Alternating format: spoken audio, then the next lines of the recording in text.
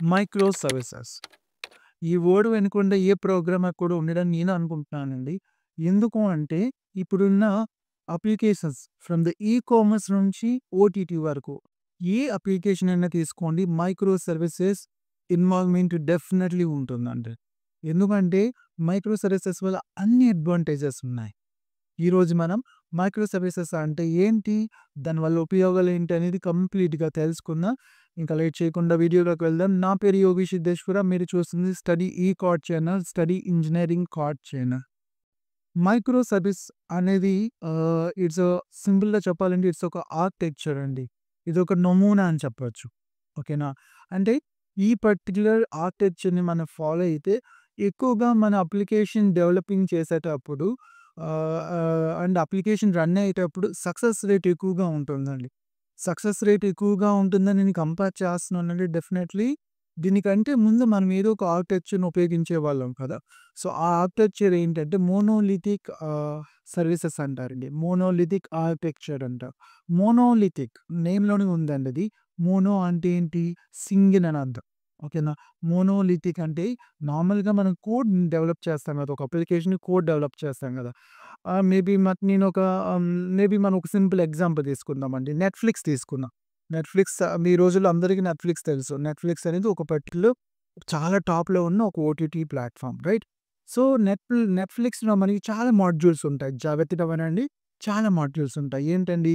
User module. User యొక్క registration, user యొక్క లాగిన్‌కి సంబంధించినందుకు ఒక మాడ్యూల్ తీసుకున్నామనుకోండి.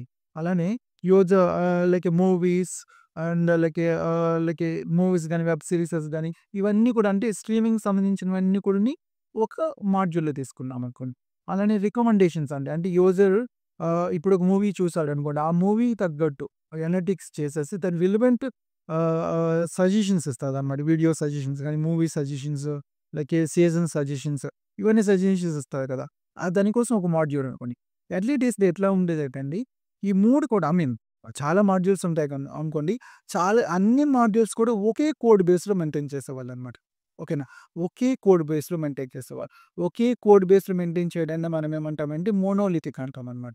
అంటే అన్ని రకాల మాడ్యూల్స్ అన్నీ కూడాను ఒకే కోడ్ బేస్‌లో మెయింటైన్ చేయడం వలన దాన్ని మోనోలిథిక్ అంటాం. మోనోలిథిక్‌లో చాలా డిసడ్వాంటేజెస్ అయితే ఉన్నాయండి. అలానే అడ్వాంటేజెస్ కూడా ఉన్నాయనుకోండి. డెఫినెట్‌లీ లేకుండా ఇంత బాగా మెయింటైన్ చేయలేం గానీ ఉన్నాయి. అందులో కూడాని. ఓకేనా. Even still some applications design చేసేటప్పుడు మోనోలిథిక్‌కి వెళ్తామండి. అంటే కొంచెం హై ఎండే కాకుండా నార్మల్ మీడియం లెవెల్ అప్లికేషన్స్ ఏవన్నా ఉన్నాయనుకోండి మోనోలిథిక్ బెటర్‌గా ఉందని. బట్ అట్ మోస్ట్ ఇప్పుడున్న సిట్యుయేషన్‌లో ఎక్కువగా మనకి మోనోలిథిక్ కంటే మైక్రో సర్వీసెస్ అడ్వాంటేజెస్ ఉన్నాయండి. ఎందుకంటే దాదాపు మీరు గమనించుకుంటే ఏ అప్లికేషన్ అయినా తీసుకోండి చాలా ఎక్కువగా మాడ్యూల్స్ అనేవి ఇన్వాల్వ్ అవుతున్నాయి. ఎందుకంటే యూజర్స్ అనేవాళ్ళు ఆహ్, ఒకే అప్లికేషన్‌లో మల్టిపుల్ ఫీచర్స్‌ని లైక్ కోరుకుంటున్నారనమాట. So, that's the thing actually ఇప్పుడున్న సిట్యుయేషన్‌లో. ఇప్పుడు మోనోలిథిక్‌లో అంత కోడ్ అంతా ఒకే దాంట్లో ఉండడం వల్ల, అన్ని మాడ్యూల్స్ ఒకే దాంట్లో ఉండడం వలన మేబీ యూజర్ రికమెండేషన్స్‌లో ఏదైనా ఇష్యూ వచ్చిందనుకోండి. అప్పుడు యూజర్ రికమెండేషన్ సంబంధించిన మాడ్యూల్ ఏదైనా ప్రాబ్లమ్ వస్తే అది ఏమవుతుందంటే ఒకే కోడ్ బేస్ ఉండడం వలన యూజర్ లాగిన్ కూడా అవ్వలేడు. కొత్త యూజర్ రిజిస్టర్ అవ్వలేడు. కొత్త యూ ఉన్న యూజర్ మళ్ళీ లాగిన్ కూడా అవ్వలేడు. అంటే జస్ట్ ఒక రికమెండేషన్ మాడ్యూల్ ఇష్యూ రావడం వల్ల మొత్తం అప్లికేషన్ మొత్తం ఎఫెక్ట్ జరుగుతుంది. That's the main disadvantage in monolithic architecture. So, అది రెక్టిఫై చేస్తుందండి మనకి ఇక్కడ మైక్రో సర్వీసెస్. మైక్రో సర్వీసెస్ ఏం చేస్తుందంటే సింపుల్‌గా ఇప్పుడు నెట్‌ఫ్లిక్స్ ఉంది కదా! ఇప్పుడు నెట్‌ఫ్లిక్స్‌లో మనం మల్టిపుల్ మాడ్యూల్స్ అని చెప్పాను కదా! మాడ్యూల్స్ ఎలా అంటే యూజర్ మాడ్యూల్ ఓకేనా? అలానే recommendations, modules and streaming module అలానే మేబీ మన పేమెంట్. మేబీ ఇవి అందరిని ఇవనుకుందాం. ఓకేనా? ఈ 4 మాడ్యూల్స్‌ని ఏం చేస్తదంటే, ఈ ప్రతి ఒక్క మాడ్యూల్‌కి సెపరేట్‌గా కోడ్ బేస్ ఉంటుందండి. ఓకేనా? సెపరేట్‌గా కోడ్ బేస్ ఉంటుంది. యూజర్ మాడ్యూల్‌కి కోడ్ బేస్ ఉంటుంది.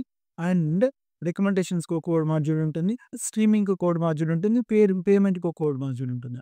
అంటే ఇక్కడ ఏమవుతుందంటే, కోడ్ మాడ్యూల్ ఉండడం అంటే అర్థం ఏంటి? దీని యొక్క ఒక యూజర్ మాడ్యూల్ అనేది ఒక పర్టిక్యులర్ ప్రాజెక్ట్‌లో మెయింటైన్ చేస్తారు. ఓకేనా. ఆన్‌లైన్ రికమెండేషన్స్ కూడా ఒక పర్టిక్యులర్ ప్రాజెక్ట్. లైక్ ఏమంటారు స్ప్లిట్ చేసేస్తున్నాం. హోల్ కోడ్ బేస్‌ని అంతా కూడా మీకు స్ప్లిట్ చేసేస్తున్నా. ప్రతి ఒక్క స్ప్లిట్‌ని కూడా ఒక మైక్రో సర్వీస్ అంటామండి. ఓకేనా? మైక్రో. మైక్రో అంటే స్మాల్ పార్ట్ అని చెప్పుకోవచ్చు కదా! Micro service. సో, ఈ పర్టిక్యులర్ ప్రతి ఒక్క మాడ్యూల్‌ని మనం ఒక్కొక్క మైక్రో సర్వీసెస్‌గా డిజైన్ చేయడం వల్ల చాలా అడ్వాంటేజెస్ ఉన్నాయండి. ఏంటంటే మేబీ ఇక్కడ రికమెండేషన్స్‌లో నాకు ఏదైనా ఇష్యూ వచ్చిందనుకోండి. ఓకేనా? ఇక్కడ రికమెండేషన్ ఇష్యూ వస్తే అది మనకి యూజర్ లాగిన్‌లో అది ఎఫెక్ట్ జరగదు. అండ్ స్ట్రీమింగ్‌లో ఎఫెక్ట్ జరగదు. అండ్ పేమెంట్‌లో కూడా ఎఫెక్ట్ జరగదు. ఓకేనా. ఎందుకంటే అన్నీ కూడాని ఇండిపెండెంట్‌గా వర్క్ అవుతాయి. అండ్ యెస్ డెఫినెట్‌లీ ఇక్కడున్న ప్రతి ఒక్క మైక్రో సర్వీసెస్ కూడా కమ్యూనికేట్ అవుతాయండి. ఓకేనా. బట్ ఎలా కమ్యూనికేట్ అవుతాయి? లైట్ వెయిట్‌లో కమ్యూనికేట్ అవుతాయన్నమాట. ఓకేనా. It's not like light weight or light coupling అంటామన్నమాట. ఓకేనా. లైక్ టైట్ కప్లింగ్ కాకుండా లైట్ కప్లింగ్ అన్నమాట. టైట్ కప్లింగ్ అంటే ఏంటి? ఇందులో ఏదైనా ఇష్యూ వస్తే పక్కదానికి ఎఫెక్ట్ అవుతుంది. బట్ ఇక్కడ అలా లేదు. లైట్ కప్లింగ్ ఉంటుందన్నమాట. లైట్ కప్లింగ్ ఉన్న కమ్యూనికేషన్ బాగా జరుగుతుంది. ఇష్యూస్ వస్తే ఆ పర్టిక్యులర్ మాడ్యూల్‌కి, ఆ పర్టిక్యులర్ మైక్రో సర్వీసెస్ మాత్రమే అది అటాచ్ అవుతుందన్నమాట. So, that's the main advantage. So, మీకు అర్థమైందనుకుంటున్నాను. మైక్రో సర్వీసెస్ అంటే ఏంటంటే హోల్ ప్రాజెక్ట్‌ని చిన్న చిన్న ఆహ్, పార్ట్స్‌గా డివైడ్ చేశాడు మనని. ఓకేనా. చిన్న చిన్న పార్ట్స్‌గా డివైడ్ చేశాడు. ఈచ్ పార్ట్‌ని మనం ఒక్కొక్క మైక్రో సర్వీస్ అంటాం. ఓకేనా. దీన్నే మైక్రో సర్వీస్ ఆర్కిటెక్చర్ అంటాం. అండ్ ఇందులో మీరు తెలుసుకోవాల్సిన ఇంకో పాయింట్ ఉందండి. ఈ మైక్రో సర్వీసెస్‌లో మనకి ఇప్పుడు యూజర్ మాడ్యూల్ ఉందనుకోండి. యూజర్ మాడ్యూల్‌కి ఒక డేటాబేస్‌ని మెయింటైన్ చేస్తా. ఓకే. సెపరేట్ డేటాబేస్ మెయింటైన్ చేస్తా. And recommendations for separate database maintain చేస్తా నేను. అండ్ స్ట్రీమింగ్‌కి సెపరేట్ డేటాబేస్ అండ్ పేమెంట్స్‌కి సెపరేట్ డేటాబేస్. అంటే నేను ఈ డేటాబేసెస్ మెయింటైన్ చేయడం కూడాని సెపరేట్‌గా మెయింటైన్ చేసుకోవచ్చు. అన్నిటికి ఒకే డేటాబేస్ మెయింటైన్ చేయకుండా సెపరేట్‌గా డేటాబేస్ మెయింటైన్ చేయొచ్చు. అంటే ఇంకొక పాయింట్ కూడా ఉందండి. ఈ మైక్రో సర్వీసెస్‌ని నేను జావా యూజ్ చేసుకుంటే చేస్తాను. దీన్ని పైథాన్ ఉపయోగించుకొని చేస్తాను. దీన్ని సి ప్లస్ ప్లస్ ఉపయోగించుకొని అంటే we can do cross platform అండి. ఓకే. మైక్రో సర్వీసెస్‌లో మనకి అక్కడున్న పర్టిక్యులర్ లాజిక్స్ మీద డిపెండ్ అయ్యి డేటాబేస్ మీద డిపెండ్ అయ్యి ఎంత సెక్యూరిటీని ప్రొవైడ్ చేయాలి? ఎంత లైక్ స్కేలబిలిటీని ప్రొవైడ్ చేయాలి అనేది కూడా మనము మైక్రో సర్వీసెస్ బట్టి కోడింగ్ కూడా చూజ్ చేసుకోవచ్చండి. అంటే లాంగ్వేజెస్‌ని కూడా చూజ్ చేసుకోవచ్చు. నేను జావా యూజ్ చేశాను. ఇక్కడ పైథాన్ యూజ్ చేశాను. ఇక్కడ సి ప్లస్ ప్లస్ యూజ్ చేశాను.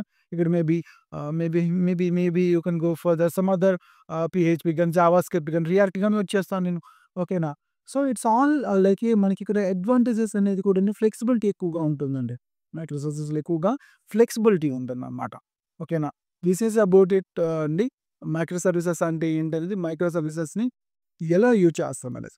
ఓకేనా. నేను జస్ట్ లైక్ నార్మల్ పర్సన్స్‌కి అర్థమయ్యేటట్లు చెప్పడానికి ట్రై చేస్తున్నానండి. మైక్రో సర్వీసెస్‌లో అడ్వాంటేజెస్ ఉన్నట్లు డిసడ్వాంటేజెస్ కూడా ఉన్నాయండి. ఎందుకంటే మనకి ఇక్కడ ప్రతి మైక్రో సర్వీసెస్‌కి డిఫరెంట్ కోడ్ బేస్ మెయింటైన్ చేస్తున్నాం కాబట్టి మెయింటెనెన్స్ దగ్గరికొచ్చేటప్పటికి కొంచెం ఇష్యూస్ వస్తాయండి. అండ్ కొంచెం కాస్ట్ ఎక్కువవుతుంది. ఎందుకంటే ప్రతిది కూడా ఒక్కొక్క టీమ్ మెయింటైన్ చేయాల్సుంటుంది. ఓకేనా. అండ్ ఆబ్వియస్‌లీ టైమ్ ఎక్కువగా పడుతుంది. టైమ్ ఎక్కువగా పడుతుంటే డిజైన్ చేసేటప్పుడు కమ్యూనికేషన్ ఇష్యూస్ రావడానికి ఛాన్సెస్ ఎక్కువగా ఉంటాయండి ఇందులో కూడాని. బట్ స్టిల్ అవన్నీ కూడా రెక్టిఫై అయిపోయి లైక్ బెటర్ వేలోనే వెళ్తుంది. ఎందుకంటే ఇప్పుడు మనకి రెస్ట్ ఏపీఐ అనేది యూజ్ చేస్తామండి మైక్రో సర్వీసెస్‌లో టెక్నికల్ టర్మ్స్ యూజ్ చేసుకుంటే. సో, దానికి మనకి చాలా యురేకా అని అంటారు. ఒక నెట్‌ఫ్లిక్స్ సంబంధించిన మైక్రో సర్వీసెస్ ఉంటాయి. ఓకేనా. చాలా మైక్రో సర్వీసెస్ మనకి ఆల్రెడీ ప్రీ డిజైన్ ఉన్నాయి. స్ప్రింగ్ బూట్ ఉపయోగిస్తున్నాం జావాలో చూసుకుంటేటప్పటికల్లా. ఇట్లా మనకి చాలా డిజైన్ మైక్రో సర్వీసెస్ ఆర్కిటెక్చర్స్ మనకు ఆల్రెడీ ఎగ్జిస్టే ఉన్నాయండి. వాటిని డైరెక్ట్‌గా మనం యూజ్ చేసుకోవచ్చు. మళ్ళీ సెపరేట్‌గా ఆ ఆర్కిటెక్చర్‌ని డిజైన్ చేయాల్సిన అవసరం లేదండి. డైరెక్ట్‌గా మనం ఉపయోగించుకొని మన అప్లికేషన్స్ మనం మెయింటైన్ చేసుకోవచ్చు. ఓకేనా. సో, ఐ థింక్ సో మీకు మైక్రో సర్వీసెస్ అంటే కొంచెం టెక్నికల్ పరంగా అర్థమైందనుకుంటున్నాను నేను. మీకు గనక అర్థమై ఉంటే ఒక చిన్న లైక్ చేసుకోండి. అండ్ మీకు ఇంకా స్టిల్ ఏవైనా డౌట్స్ ఉంటే కామెంట్ సెక్షన్‌లో కామెంట్ చేయండి. And don't forget to subscribe అండి. మీరింకా నా ఛానెల్‌ని సబ్స్క్రైబ్ చేసుకోకపోతే సబ్స్క్రైబ్ చేసుకోండి. చాలా మంచి కంటెంట్‌తో నేను వస్తున్నాను. ఇంకా మంచి కంటెంట్ పెడుతున్నాను. Thank you so much.